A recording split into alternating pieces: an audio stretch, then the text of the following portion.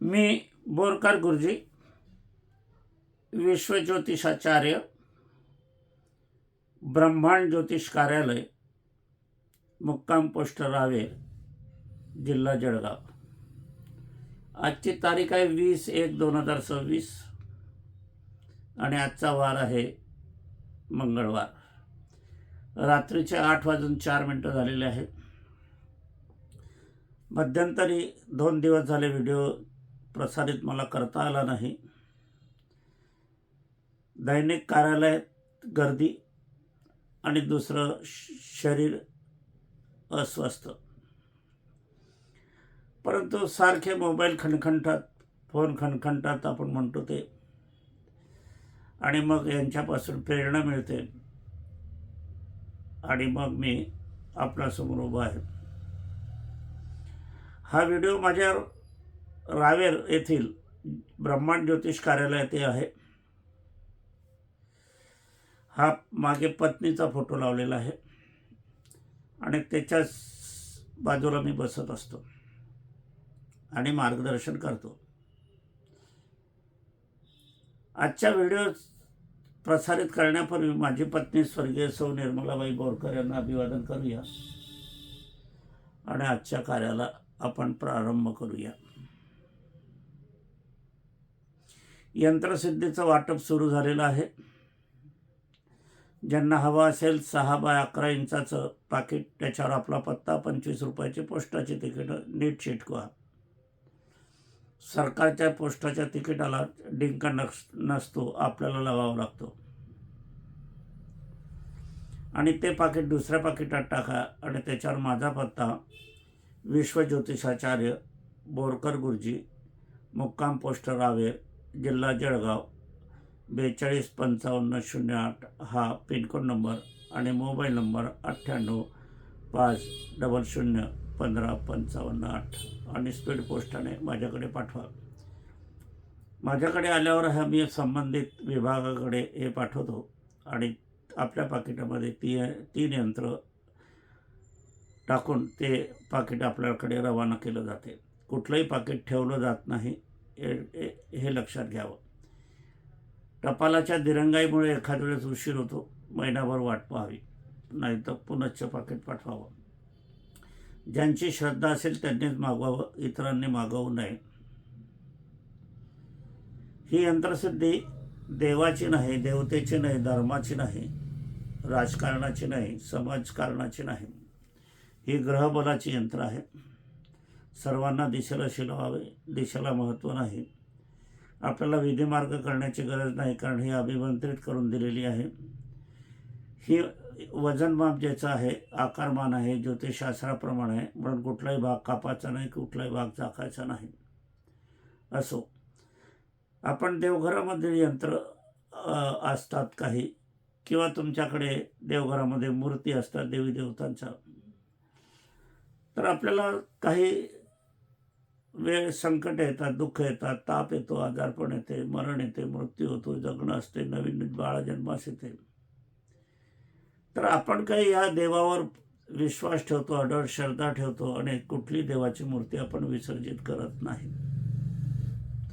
त्याचप्रमाणे हे यंत्रसिद्धी टाकायची नाही, विसर्जित करायची नाही। परंपरा जेवढ्या वाढतील तेवढी ही सिद्धी अधिक होतील।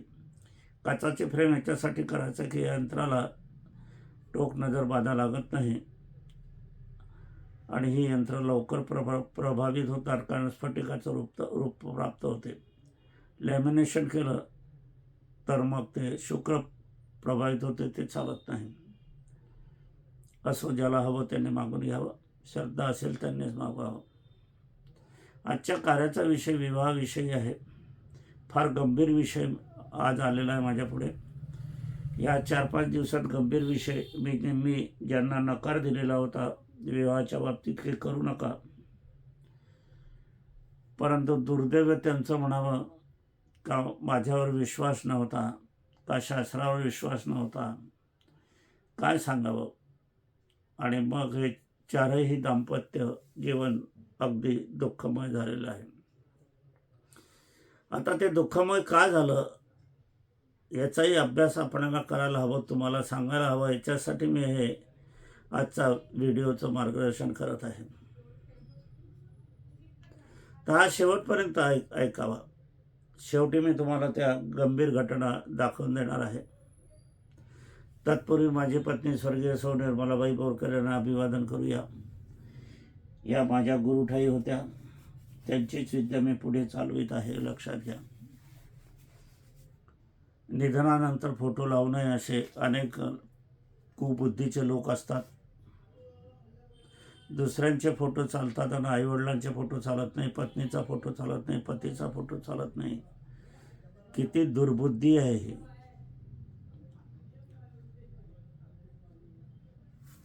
13 सप्टेंबर 2023ला यांचं निधन झालं.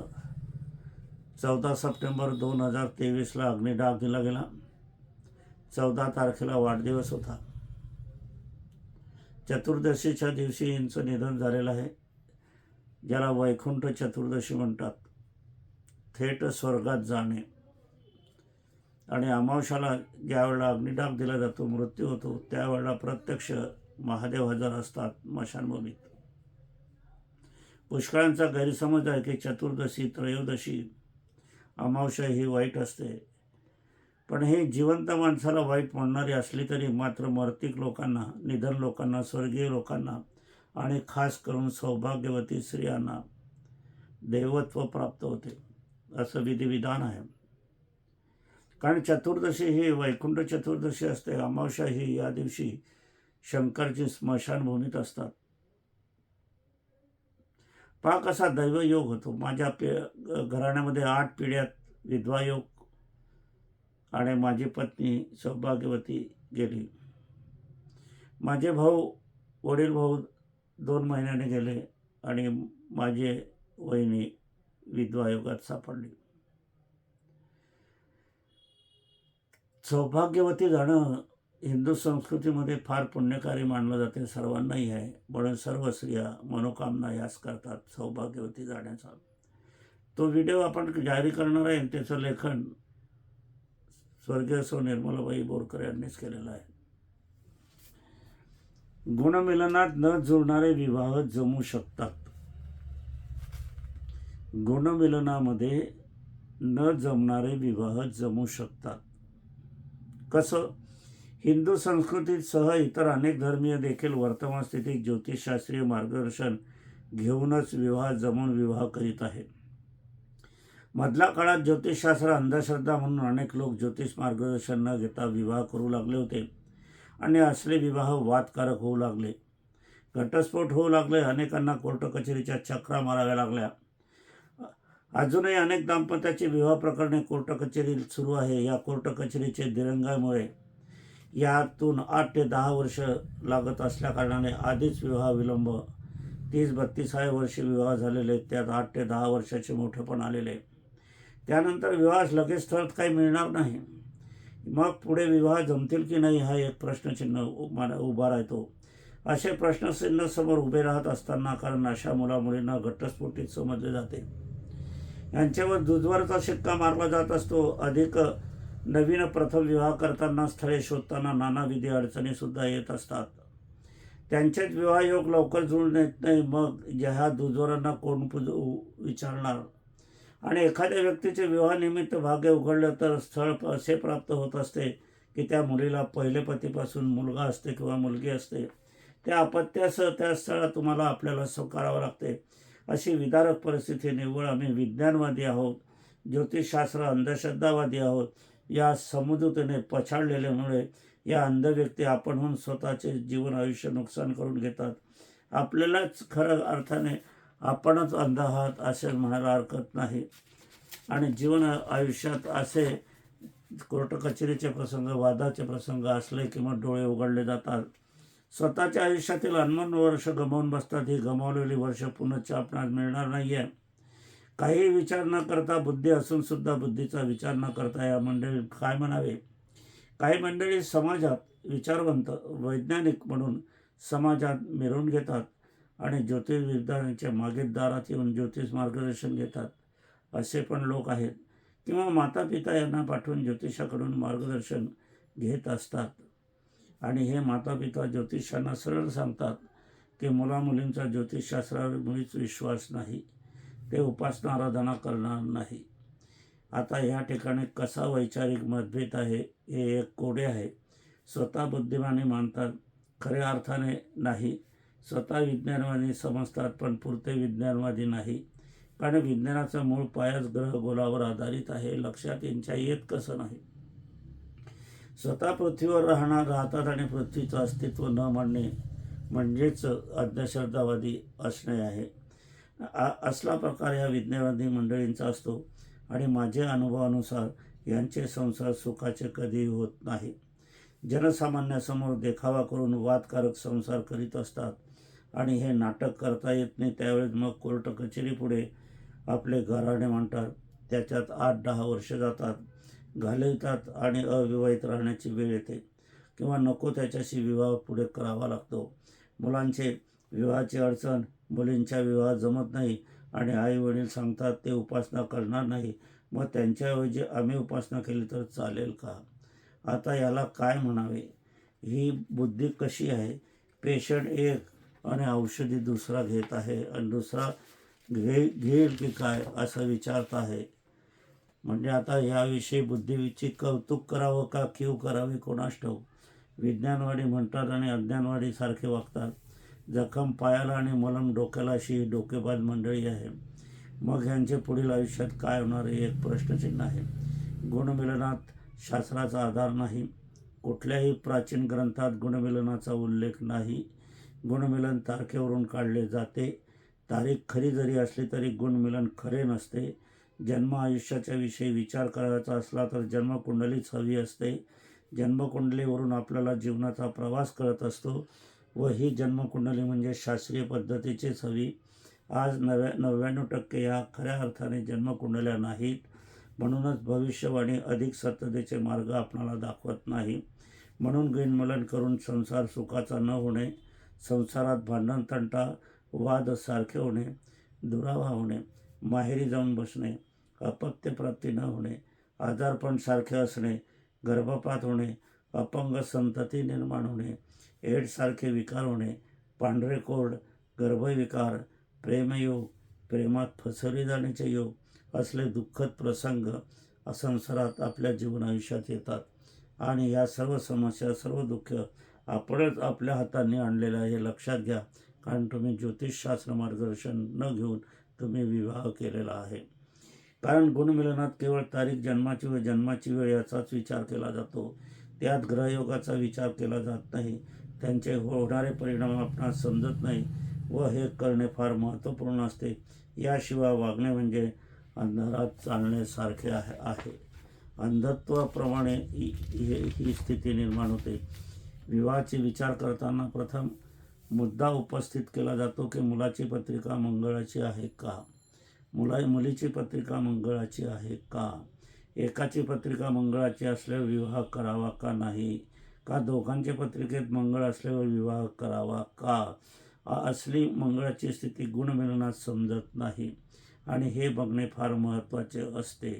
केवळ मंगळाची पत्रिका बघून चालत नाही, तर मंगळ कोणते भावस्थानात आहे व तो कितपत कार्यरत आहे हे बघण्याची गुणमिलनात सोय नाही. कुंडलीत वेगवेगळे भावस्थानाप्रमाणे वेगवेगळे परिणाम होत असतात. ग्रहाचे येणे जाणे, थांबणे, मागे जाणे, पुढे जाणे असली ग्रहस्थिती असते. उदाहरणार्थ मी स्वतः 4 धाम यात्रा करून आलेलो आहोत. आपली प्रतिक्रिया काय राहील तर ही शुभ राहील. आपण आपल्या मनाप्रमाणे माझे नमस्कार आपण कराल आणि माझे आशीर्वाद घ्याल आणि मनात विचार कराल की आपले 4 धाम यात्रेला जेव्हा जाणे होईल की नाही ती वेळ सांगेल किंवा होईल किंवा नाही होईल. पण आज गुरुजी 4 धाम करून आले आहे, ते पवित्र मनाने आले आहे, पवित्र झालेले आहे. म्हणून आपण त्यांचे चरण स्पर्श करून थोडा का होईना पुण्यप्राप्ती करूया. आलं लक्षात? आता लक्षात घ्या, मीच ती व्यक्ती आहे. एखाद्याच्या अंत्यसंस्कारातून म्हणजे स्मशानभूमीतून आलो तर ह्याबाबत आपली प्रतिक्रिया विपरीत होणार आहे. आपली प्रतिक्रिया विपरीत होत असताना आपण म्हणाल की स्नान अगोदर करू नंतर भेटू असे आपण म्हणाल. व्यक्ती एक पण परिणाम अत्यंत विपरीत वेगवेगळे. असे का? तर व्यक्ती एक असली तरी मार्ग येणे जाण्याचे वेगळे आहे, थांबणे वेगळे आहे. म्हणून शुभ अशुभ स्थिती निर्माण होते. असेच मंगळ ग्रहाविषयी आपल्याला बघायला मिळते. असे मंगळ ग्रहाच्या विटेवर बसत असताना इतर पण आपणास गुणमिलनातून नव्हे तर कुंडली मिलनातून मार्गदर्शन होत असते. हे विवाह जमवण्यासाठी अत्यंत जरुरीचे आहे. आपण पुढच्या लेखात, पुढच्या मार्गदर्शनात आपण अधिक विचार याबाबत करणार आहोत. आता पहा, मी 4 धामून आलो होतो पुण्यपरत आणि मीच अंत्यसंस्कारात आलो होतो अशुभ. त्याचप्रमाणे आपल्या कुंडलीमध्ये मंगळ कुठून आलेला आहे, मंगळ कुठे गेलेला आहे, मंगळ कुठल्या स्थानात थांबतो आहे, मंगळाची दृष्टी कुठे आहे. एका ग्रहाला 120 दृष्टी असतात, प्रमुख 3 दृष्टी असतात. आता मंगळ हा स्वतः अशुभ आहे, मंगळ पापग्रह आहे आणि मंगळ अशुभ पापग्रह असत असताना तो प्रत्येकाच्या कुंडलीत असतोच. मग प्रत्येकाचीच कुंडली मंगळाची असते का? नाही.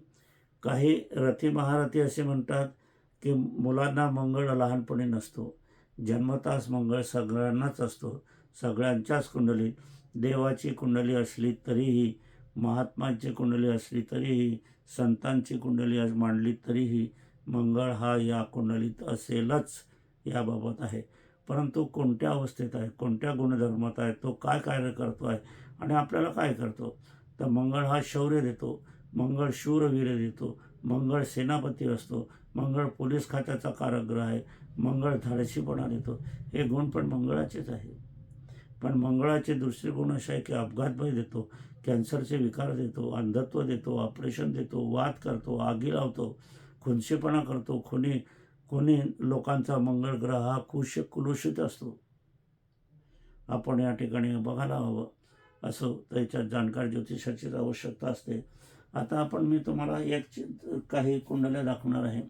या कुंडल्या याच्यासाठी दाखवणार आहे की गुणमिलनामध्ये कशी स्थिती असते.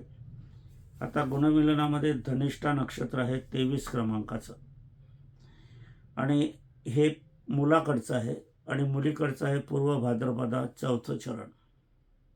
लक्षात घ्या, धनिष्ठा नक्षत्र 23 क्रमांकाचं आहे पंचांगात आणि दुसरं चरण आहे. पूर्व भाद्रपदा नक्षत्र 25 क्रमांकाचं आहे आणि 4थं चरण आहे. तर धनिष्ठा नक्षत्राची मध्य नाडी राक्षसगण आहे, पूर्व भाद्रपदा नक्षत्राचे आद्य मनुष्यगण आहे. म्हणजे इथे नाडी जमते, गण जमत नाही फक्त. पण गुण 25.5 आहे, भरपूर गुण आहे. आणि मग इथे पुजारी गण मग की इतर गण जे जाणकार नाही ते गण शुभ मंगल सावधान. मी यांना नाही सांगितलं होतं की तुम्ही करू नका,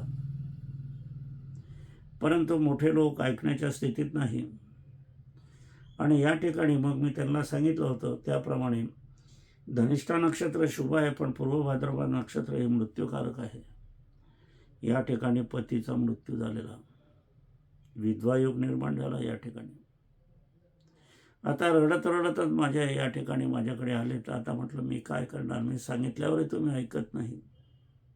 मी पूर्ण तिडकीने तुम्हाला सांगितलं आहे, तुम्हाला याकरता मी पूर्ण दिवस दिला होता तरी तुम्ही ऐकलं नाही. त्याच्यानंतर आपण पाहूया पूर्व फाल्गुन नक्षत्र 11 क्रमांकाचं आणि आद्रा नक्षत्र 4थ्या क्रमांकाचं. आता हे सिंह राशीचं आहे पूर्व फाल्गुनी नक्षत्र आणि आद्रा नक्षत्र मिथुन राशीचं आहे. आणि हे असं असताना मध्य नाडी मनुष्यगण पूर्व फाल्गुनी सिंह राशी, आद्र नक्षत्र मिथुन राशी, आद्य नाडी मनुष्यगण. आता या ठिकाणी आपल्याला पाहायला गेले तर 28.5 गुण आहेत, एकही दोष नाही आहे. इतके गुण असताना मात्र या ठिकाणी पतीचा मृत्यू झाला, विधवा योग झाला. असो, फार भीती वाटायला लागली आता. त्याच्यानंतर आपण पाहायला आहे रोहिणी नक्षत्र 4 क्रमांकाचं आणि उत्तरा भाद्रपदा नक्षत्र 26 क्रमांकाचं. रोहिणी वृषभ राशीचं आहे आणि उत्तरा भाद्रपदा मीन राशीचं आहे. अंत्यनाडी मनुष्यगण आहे, सिद्धिदायक आहे रोहिणी नक्षत्र. उत्तरा भाद्रपदा मध्यनाडी मनुष्यगुण आणि लक्ष्मीदायक आहे. 25 गुण आहे. आता पहा, नाडी बरोबर आहे, गण बरोबर आहे नक्षत्र बरोबर आहे आणि त्यांचं सिद्धिदायक लक्ष्मीदायक पण आहे. आणि 25.5 पाव तर गुण असताना कोण नकार देईल. पण मी यांना नकार दिला, करू नका.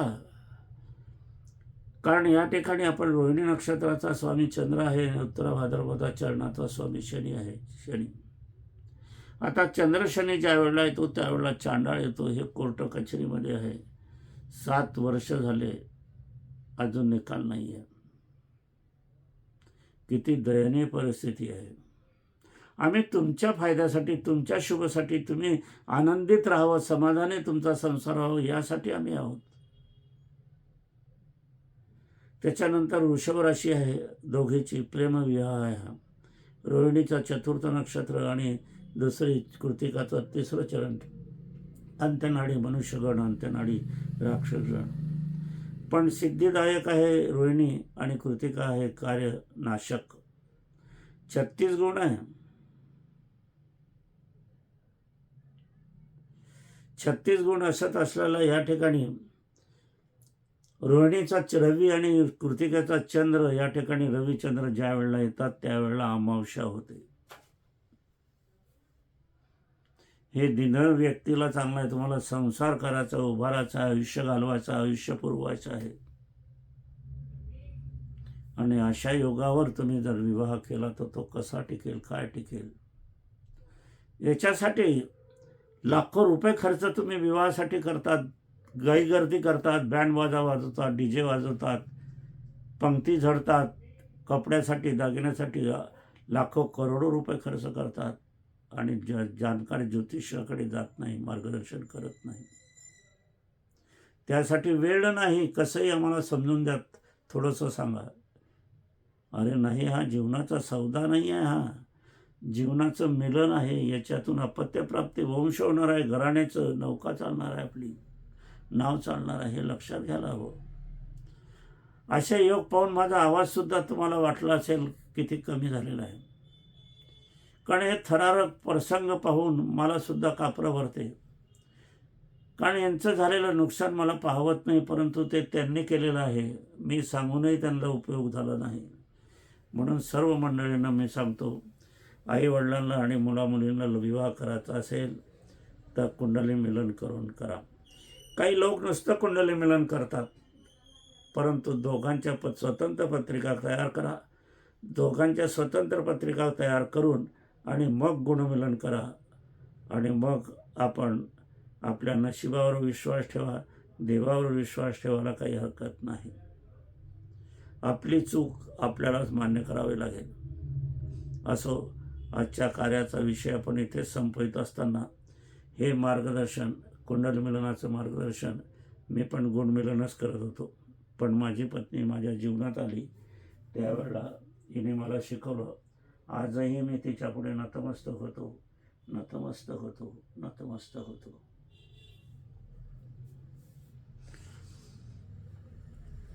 तिचं जे लेखन आहे आजचं लिहून दिलेलं, लिहून ठेवलेलं, निधनाच्या वेळेला देवाचं नाही, ईश्वराचं नाव नाही, पण माझं कार्य सुरू ठेवा, समाजाला ज्ञान द्या. त्यावेळेला प्रतिष्ठित लोक हजर होते. वास्तविक आमचं दोघांचं एकमेकावर इतकं प्रेम होतं की मी त्या अग्नीमध्ये भस्म होण्याची माझी तयारी होती. परंतु तिचं शेवटचं वाक्य मला जाऊ देत नव्हतं. मृत्यू पूर्वी जबानी जशी खरी असते तसंच मृत्यूच्या वेळेला दिलेलं वचन पाळणं हे गरजेचं आहे. मी दिवस काढत आहे, दिवस भोगत नाही आहे. कसं जाईल, काल जाईल, वाट बघत आहे मृत्यूची. जीवनामध्ये काहीही राहिलं नाही, परंतु कार्य सुरू ठेवणं भाग आहे. म्हणून या कार्यामध्ये तुमच्यासारख्यांची बोलणं होते, चालणं होते, दिलासा मिळतो. वेळ निघून जातो, पुढचा दिवस येतो, संध्याकाळ येतो, पुन्हा सूर्योदय होतो, पुन्हा कार्य होते, पुन्हा श्याम होते, पुन्हा सूर्योदय होतो. आपल्या सर्वांच्या सदिच्छा माझ्या पाठीशी आहेच. माझा आशीर्वाद तुम्हाला सदैव राहील. माझी पत्नी स्वर्गीय सौ निर्मलाबाई बोरकर यांचे पण स्वर्गातून आपल्याला आशीर्वाद राहणारच आहे.